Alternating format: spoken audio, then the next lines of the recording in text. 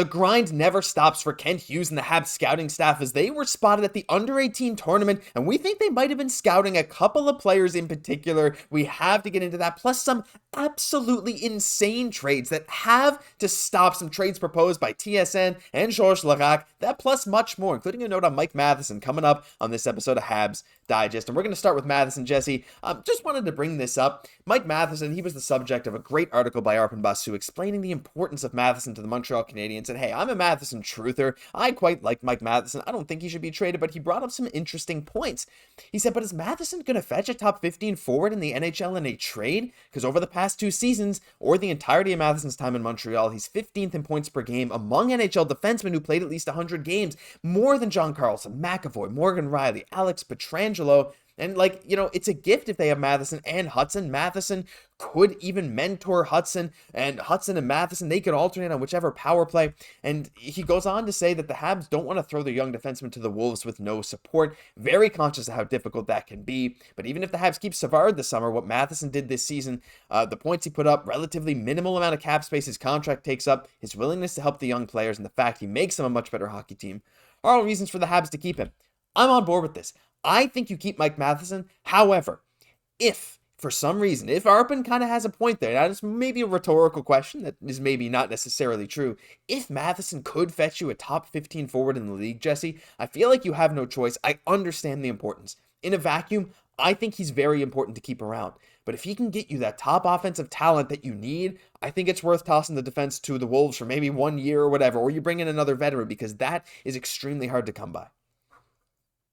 It's very true, but you have to feel like with Mike Matheson that he's really ingratiated himself, not just to the Habs fans, but also to management. You know that Kent Hughes is really big on this player. And when we look at his stats, it's easy, to kind of sometimes harp on him because, maybe not keeping the puck in at the blue line on the power play we'd like, maybe not distributing the puck as much as we would like, but definitely, I think you bring up a great point, Josh, that he brings a lot of value to this team all the same, right? We see that his 62 points they scored, that not even PK Subban in his time with the Montreal Canadiens was really able to do this. Like Mike Matheson, we've seen him at times this year go from one side to the other looking like Bobby Orr, right? Like that's just how mobile he is on the ice. And this is only really with, just getting started with the Montreal Canadiens. So you have to feel as he continues to kind of grow with this team that can just really expand as well, right? I don't think we should be taking for granted what he's offering, but at the same time, I love the point that's brought up in this article, and I do believe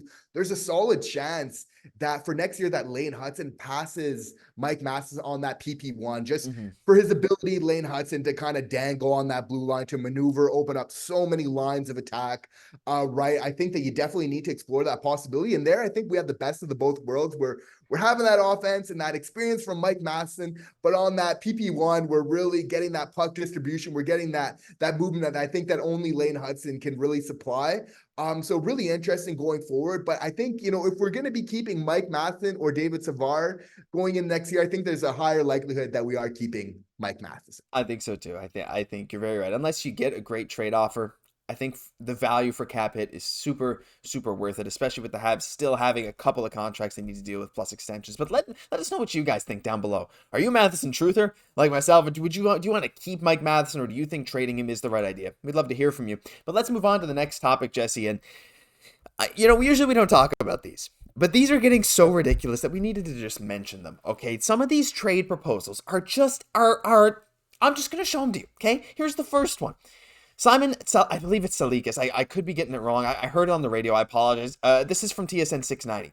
They were talking about Jonathan Huberdeau and how the Habs need to get rid of some of their guys too. But they said, go get Jonathan Huberdeau from Calgary. Go save him. Get him out of there. The trade proposal? Jonathan Huberdeau for Josh Anderson and Brendan Gallagher. What? Not only would Calgary never do this, I don't even think Montreal would do this. You're trading 3 years of Gallagher and Josh Anderson for Huberdeau, who would have 7 years left on his contract. Don't forget that would bring him to 37, almost 38 years old at the end of it. A guy that put up 52 points in 81 games. He wasn't the same since he left Florida. A lot of guys have been playing well in Florida. Before we get into the other trade offer from Georges Larac just a few days ago, Jesse, I like Jonathan Huberdeau. I like that he's from Quebec. I'm sure a lot of people do too. I don't like the idea of being saddled with that cap hit when you're so unsure of his production, when you could just wait out the 3 years of the Anderson and Gallagher contracts before they become not a problem anymore. Yeah, we're trying to get rid of those albatross of a contract, not bring on more of them, and I don't want to slander my fellow Quebecois. It's not what I want to do, right? But just as Jonathan Huberdeau, kind of hearing those rumors a little bit, it kind of just reminds me of Jonathan Drouin a little bit, right? And I think as Habs fans, we want to move past that of the players with skill, with Quebec, but we're not sure if they're going to bring the effort every night. I think Habs management has really highlighted that they want players drafting through trades, otherwise now with this new regime, that are really bringing it every single night. And that's why we've been patient with this young team, even though they haven't been winning, is because we know they've been competing. They've been there every night. That's the one thing we've been asking from them. And I don't think that we want to sacrifice on that at this point in time. That's true. And Huberdeau, like, he spoke about how disappointed he was in himself, and I'm sure he wants to do better. And I wish nothing but the best for Huberdeau. But this is not a fit. This second one, Jesse, we're not going to talk very long about, because I think people are going to see this on their screen and they might even click away from the video. Please don't, because we're going to make fun of this too. Look, Juraj Slafkovsky has takes. He makes takes so people talk about them. Juraj Slafkovsky is funny.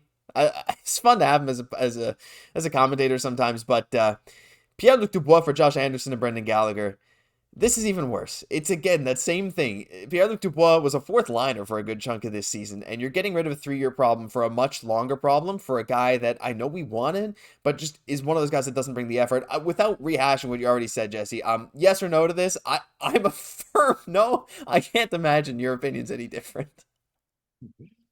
Josh Anderson does need to go, unfortunately, just not like this. We do need to find out another way. I think Kent will be creative this summer, right? But again, just knowing, and he really dodged a bullet just with this one in the first place by us not trading. Again, just valuing that culture so much.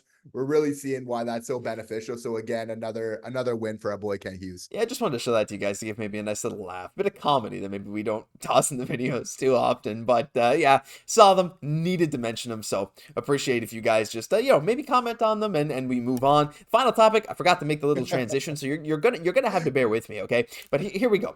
I saw this on Reddit yesterday. Full credit to Shogun 2909, who also always has some great posts on the Habs subreddit. You see everyone there. I believe that's Nick Bobrov on the bottom with Marty the Point, Vinny the Cavalier, Kent Hughes, who is exasperated when you realize you have to tank 2 more years for Gavin McKenna. Thought this was hilarious because McKenna had a great game. But Jesse, here's the thing.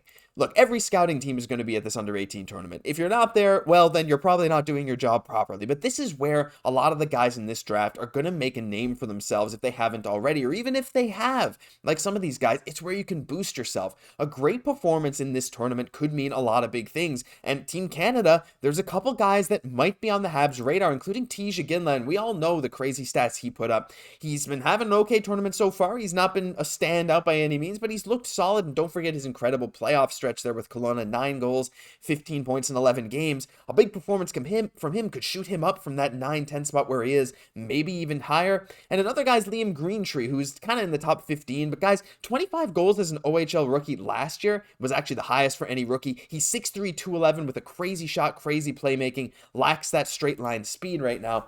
But Jesse, when you look at the Habs and their draft history, especially when we're talking about someone like Slav, a guy who shot up right at the end, right? He just was a late riser, and the Habs loved it. Now, there were a lot of other factors.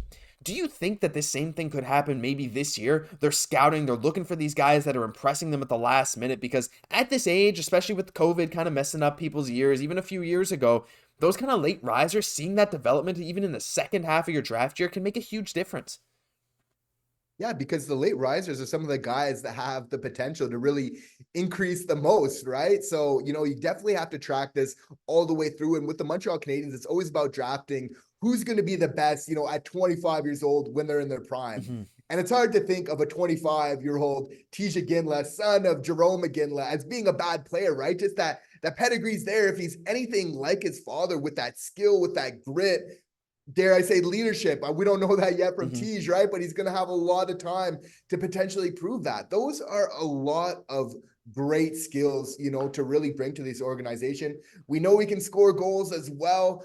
So really interesting. Liam Greentree, really big guy, right? You know, as well. And the goal scoring can be there as well, right? So he might be outside of our wheelhouse a little bit, but you definitely have to be, you know, doing your due diligence when it comes to this. And we just can't shake those Tej rumors, No. right? They just keep coming back. No, they keep coming back, and hey, who knows where the Habs are going to draft? Who knows where Tej is going to end up on this board? Because again, a big tournament can mean a lot for so many players. Even a big game where you see something that maybe you didn't see before, that can change so much, surprising amounts heading into this draft. But hey, with the draft lottery set for May 7th, we will be live for it. And if you want to figure out where the Habs are going to be picking, tune in on May 7th here at Habs Digest. We're going to be live. Don't forget Monday live streams as well. I believe May 7th is a Tuesday. We'll have a live stream the day before. We'll have a live stream coming up this Monday on what is that? April 29th, I believe. Yeah, there you go. So stick around for all that. We have you covered all off season long, but that'll do it for this episode of Habs Digest. If you enjoyed, leave a like, comment, subscribe